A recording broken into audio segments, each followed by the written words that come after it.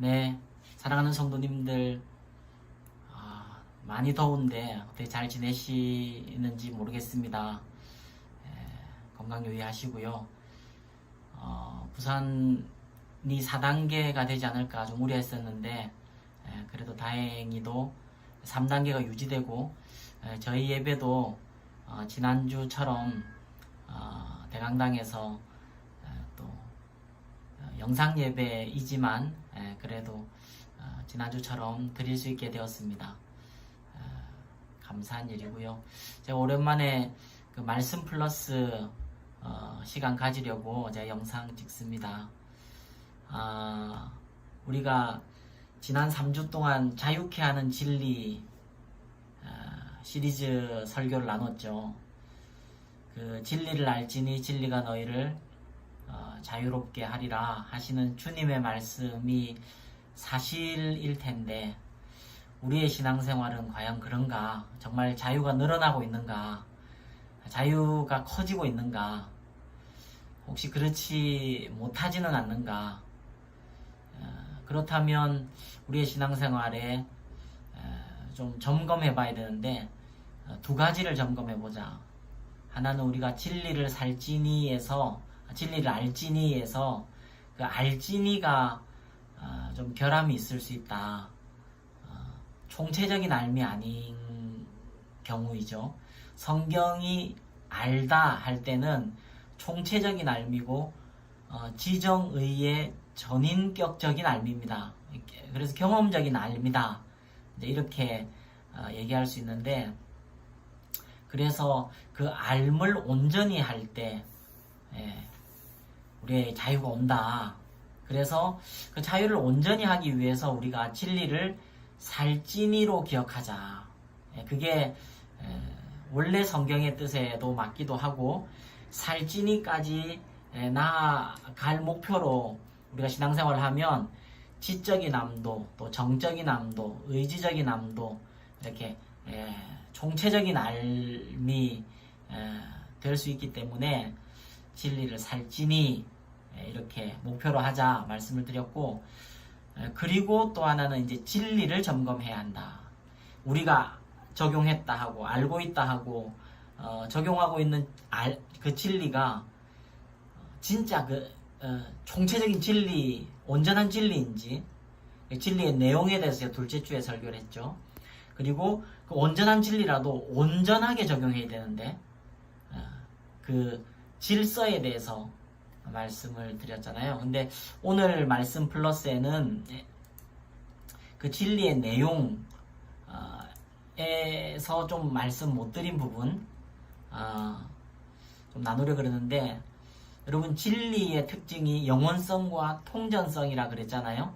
그렇게 말씀드리면서 제가 어쨌든 좀 요약해서 넘어간 게 있습니다. 그게 뭐냐니까, 영원성과 통전성을 가지는 진리는, 유일한 진리는 성경이다. 성경 66권이다. 이렇게 하고 넘어갔습니다. 설명드릴 시간도 좀 부족하고 그래서. 근데 아마 어떤 분들은 성경이 과연 그 진리, 영원성을 충족하고 통전성을 충족하고 만피스짜리 퍼즐인 것을 우리가 믿어도 되는가? 어떻게 그걸 믿을 수 있는가 하는 질문이 생길 수 있습니다. 이 질문에 대해서 설명을 좀 드리려 그러는데요. 먼저는 이 질문조차도 이렇게 가지지 않게 되는, 그래서 이 질문에 대한 대답들이 필요 없는 성도님들이 아마 대다수이실 것입니다. 왜냐하면 제가 영원성과 통전성을 가지는 진리, 그러니까 언제 어디서나 누구에게나 이 시간과 공간과 문화와 그 모든 것을 다 초월해서 영원한 진리, 성경이다 할 때 아멘 하고 받아들여지셨을 겁니다. 그러니 이제 이 설명이 사실 필요 없을 수 있죠. 근데 그건 왜 그러냐 하면 우리가 예수님을 영접하고 구주와 주님으로, 그때 성령께서 우리 안에 오시거든요. 성경의 저자이신 성령께서 우리 안에 오셔서 성경이 진리이고 하나님의 말씀이라는 믿음을 심어주신 거예요. 그걸 성경에 대한 성령의 내적 증거 이렇게 부르거든요. 성경이 하나님의 말씀임을 믿을 수 있는 사실 유일하고 확실한 증거는 성령님의 증거입니다. 성령님의 내적 증거. 그래서 사실 많은 우리 성도님들은 오늘 말씀 플러스를 자신을 위해서는 듣지 않으셔도 됩니다. 그런데 오늘 내용을 또 다시 기억하고 아마 반복하는 내용입니다. 근데 잘 정리가 되면 자신에게 믿음과 확신이 돼요. 그 믿음과 확신이 되기 때문에 우리가 신앙생활을 하면 항상 굳건한 건 아니거든요.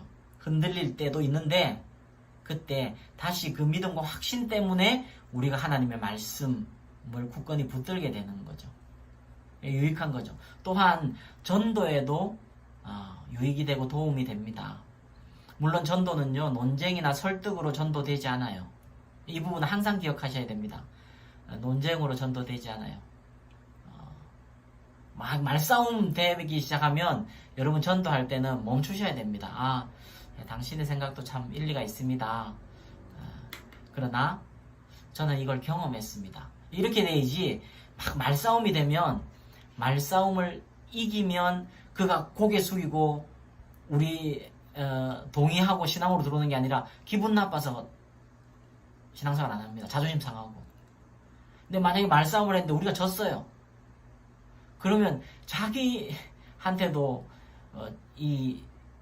증명하지 못하고 지는 사람의 종교를 믿겠습니까? 그러니까 말싸움을 하면 결국은 전도는 졌다 이렇게 생각하시면 되고, 근데 이 부분을 이렇게 정리하고 있을 때 오늘 질문에 대한 이 내용을 정리하고 계실 때 내가 믿는 바, 내가 확신하는 바를 이렇게 간증할 필요는 있죠. 그런데 유익이 될 텐데 좀 잘 정리하시면 도움이 될 것 같습니다. 근데 이제 이 내용은 제가 예전 설교에서 성경 하나님의 말씀으로 믿어도 되나요? 라는 설교를 몇 번 한 적이 있습니다. 이 성경이 하나님 말씀이다 하는 주제를 제가 몇 번 설교한 적이 있는데 그때 이런 말씀을 드렸습니다.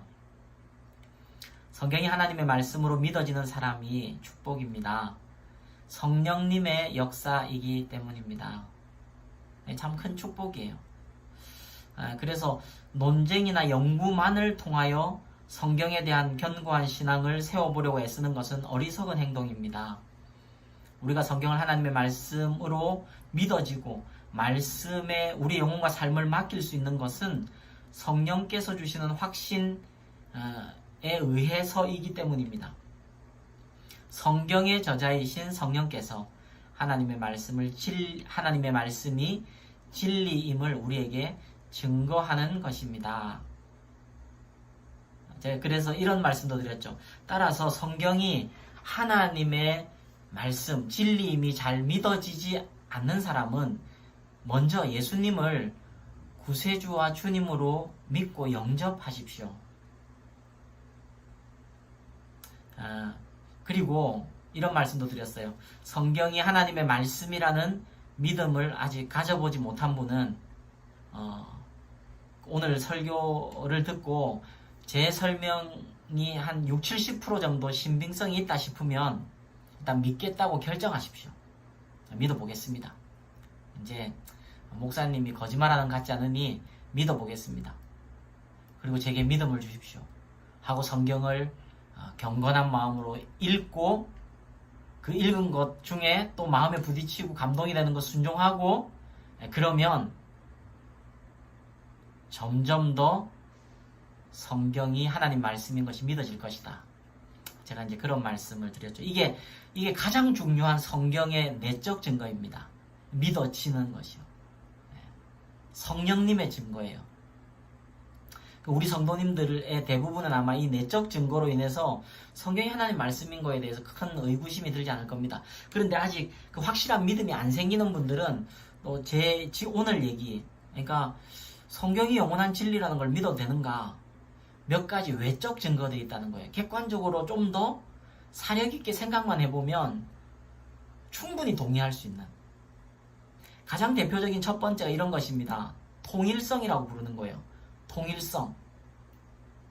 그 내용의 일관된 통일성일 뿐 아니라 그 말씀 진리 안에 있는 그 생명력의 통일성이요.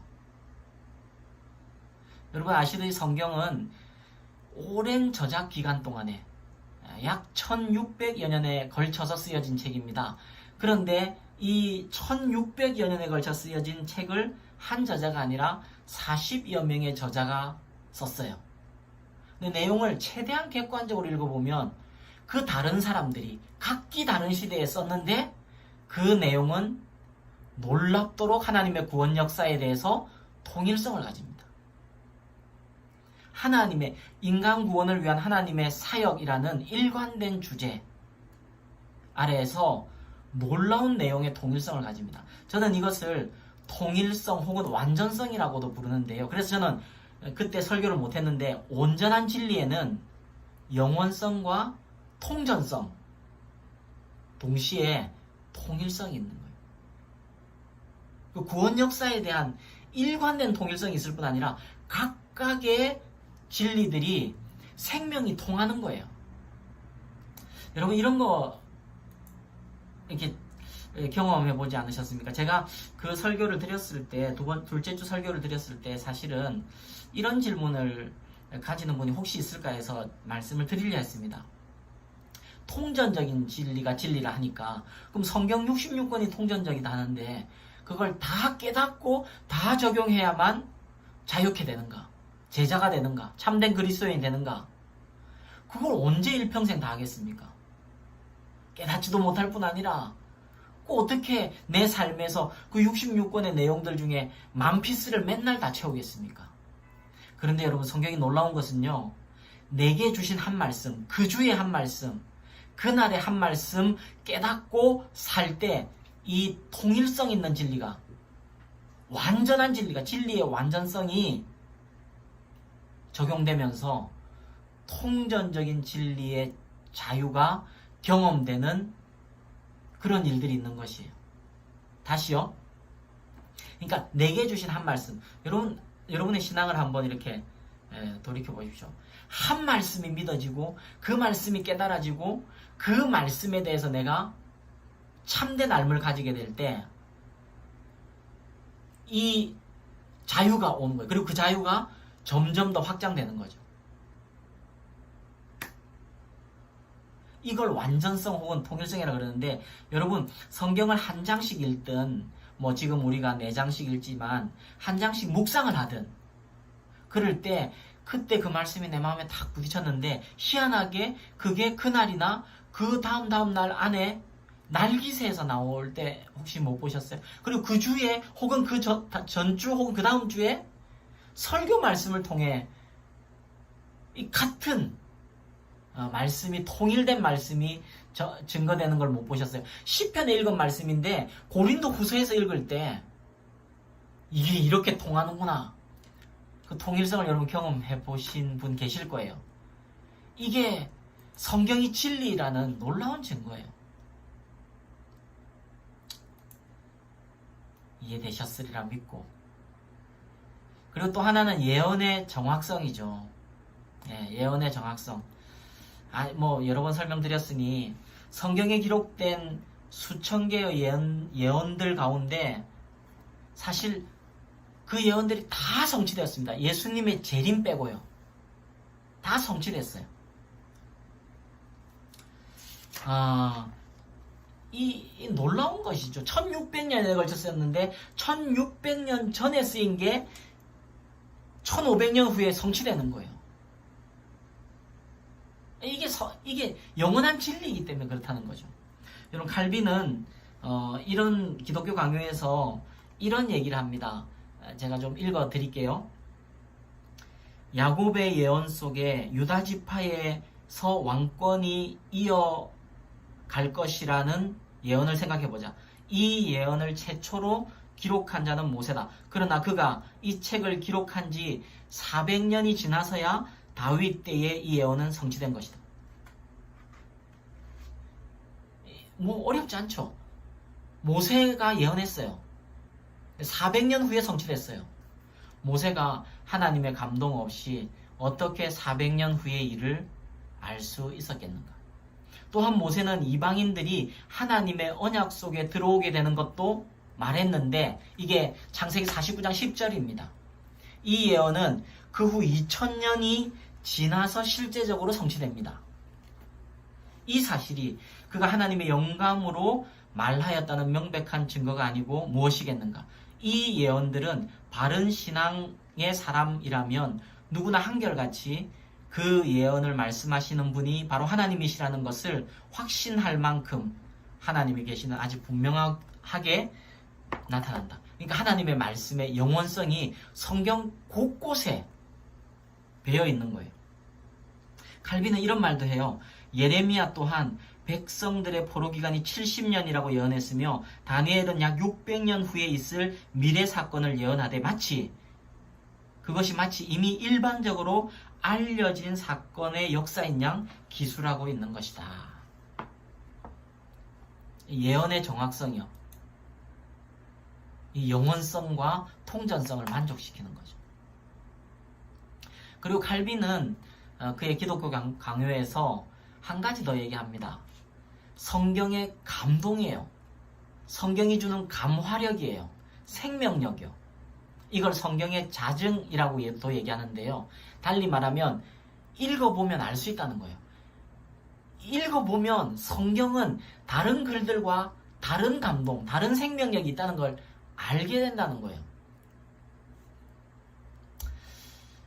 이런 얘기죠. 성경은 일반 서적들과는 비교할 수 없는 감동을 줍니다. 성경이 하나님의 감동으로 쓰여진 하나님의 말씀, 즉 진리이기 때문입니다. 디모데후서 3장 16절에 이렇게 기록되어 있죠. 모든 성경은 하나님의 감동으로 된 것으로 교훈과 책망과 바르게 함과 의로 교육하기에 유익하다. 이렇게 얘기했죠. 칼빈은 기독교 강요 그 1권 8장 1절에서 이렇게 얘기해요. 한번 들어보시죠.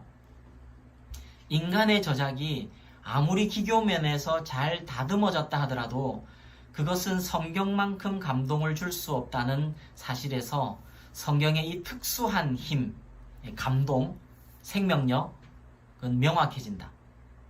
플라톤, 아리스토텔레스, 키케로의 글을 읽어보라. 그것들은 놀라운 방법으로 독자들을 매혹시키며 기쁘게 하고 감동을 주며 또한 황홀하게 만들 것이라고 나는 생각한다. 그러나 그것들을 다 읽은 후에는 이 성경을 읽는 데 전념하라.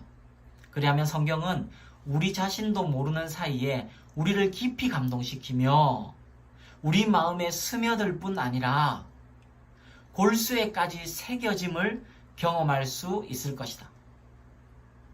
다시요. 성경은 우리 자신도 모르는 사이에 우리를 깊이 감동시키며 우리 마음에 스며들 뿐 아니라 골수에까지 새겨짐을 경험할 수 있을 것이다.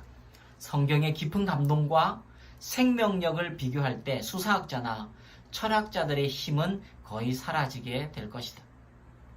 따라서 예전의 노력으로 얻게 되는 일체의 재능과 미덕과 비교해서 훨씬 능가하는 이 성경은 신적인 호흡, 신적인 그 무엇을 호흡하고 있다는 것을 쉽게 인식하게 될 것이다. 어떻게 해요? 성경을 진지하게 읽어보면.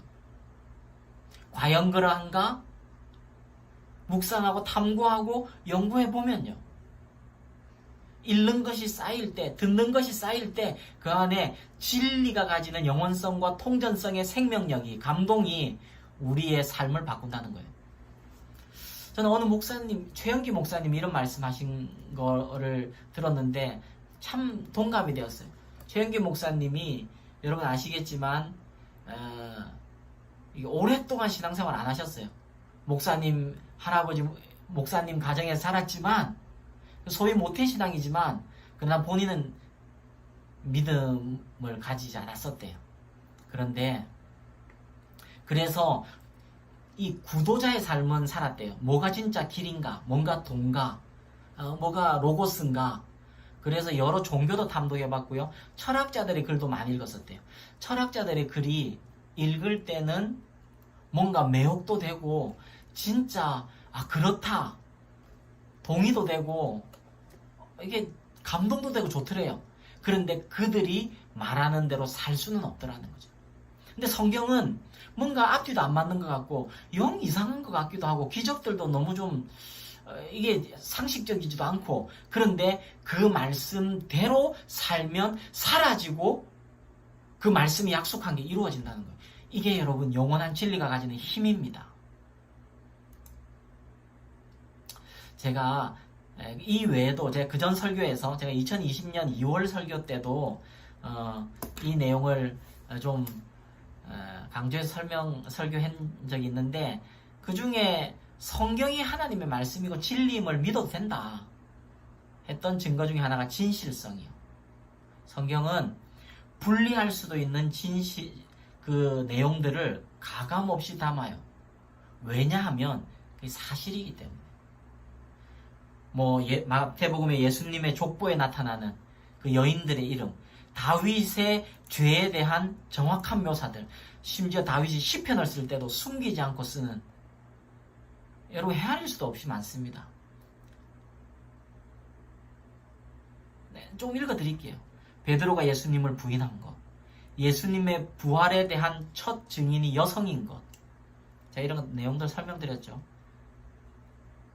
갈비는 야곱의 유언적인 예언이요, 그리고 시므온과 레위에 대한 예언이요. 특별히 모세는 자기 지파, 레위 지파인데 시므온과 레위에 대한 그 오명이 되는, 영원한 오명이 될 수 있는 것을 기록해요. 갈비는 단언하죠. 사람의 글이었다면 모세는 침묵했을 것이라고. 하나님의 감동으로 된 그 진실함, 또 제가 진리성, 앞서도 설명드린 내용과 좀 비슷한데요. 이 성경은요, 시대와 나라와 문화와 환경에 관계없이 진리입니다. 그래서 역사상 수많은 국적의 사람들, 수많은 다른 시대의 사람들을 살려냈어요. 성경이. 여러분 말씀대로 실천해보고 순종해보면요, 그 말씀의 약속이 이루어지는 것을 경험할 수 있을 것입니다. 이게 영원한 진리성이에요. 여러분 어떤 분은 이런 얘기를 했다 하시더라고요. 하나님께서 이 세상과 사람에게 주신 가장 큰 선물은 예수 그리스도이시고 그 다음 가장 큰 선물은 성경이다. 그래서 여러분 지금 성경을 우리가 읽고 또 묵상하고 또 설교를 가까이 하고 날기새 가까이 하는 것이요, 여러분 그 성경이 가지는 그 진리의 능력, 우리를 자유케 하는 능력, 생명, 영원성과 통전성, 그리고 통일성, 이 말씀을 가까이 하십시다. 여러분 그 말씀이 우리를 자유케 하는 날들을 우리가 기대하면서 또 서로 사랑하고 응원하고 격려하면서 이 신앙의 길 가는 우리 성도님들 다 되시기를 주님의 이름으로 축복합니다. 여러분 또 일주일 승리하시고요. 우리 주일에 뵙겠습니다. 여러분 사랑합니다.